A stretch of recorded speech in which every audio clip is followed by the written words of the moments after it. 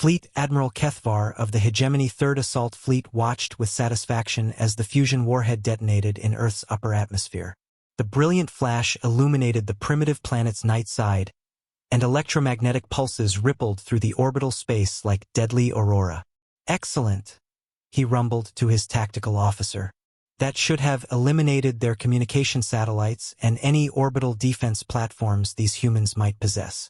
A species barely capable of interstellar travel surely maintains nothing more threatening than observation equipment in orbit."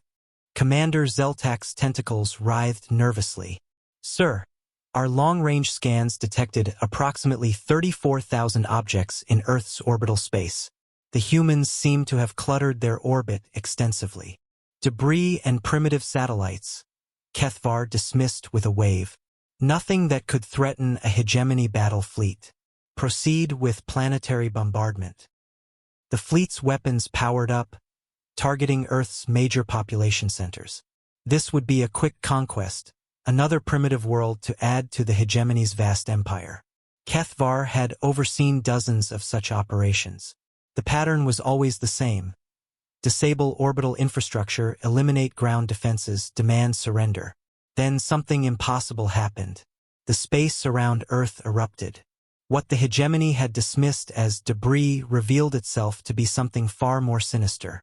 Thousands of objects that had drifted silently for decades suddenly blazed to life.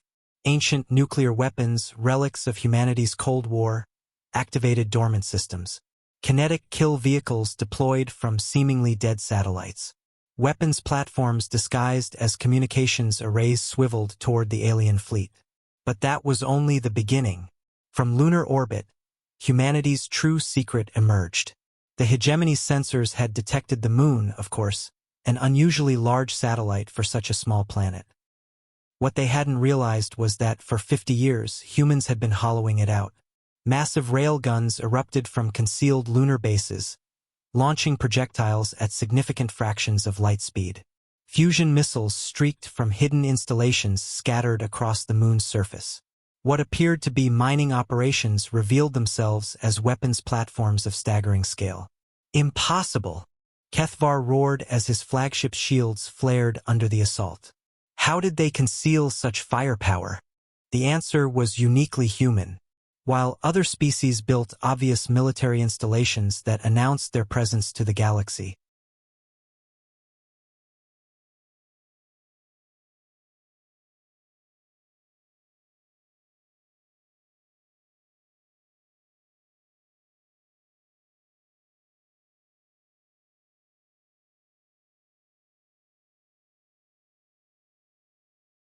humans had learned subtlety from millennia of warfare against each other. Every satellite served dual purposes. Every space station could become a weapons platform. Every piece of space junk was a potential weapon. Commander Zeltak's voice cracked with panic. "Sir, we're receiving a transmission from the planet's surface."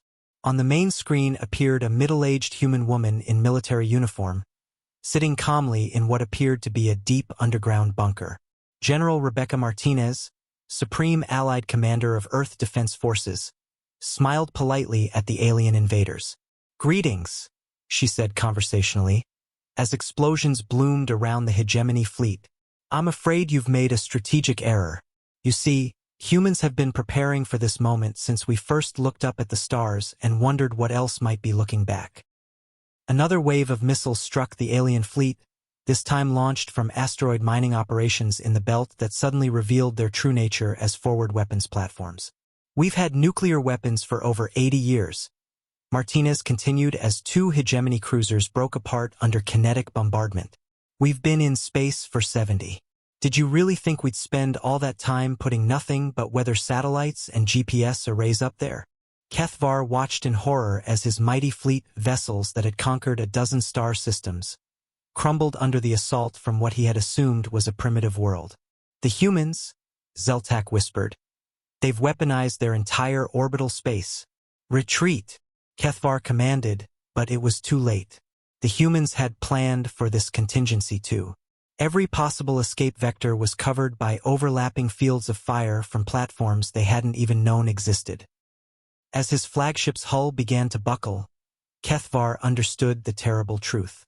Humans weren't primitive, they were paranoid. And paranoia, applied systematically over decades, had turned their entire solar system into the galaxy's most elaborate trap. The last thing he heard was General Martinez's voice. "Welcome to Earth. Population. Armed and extremely dangerous."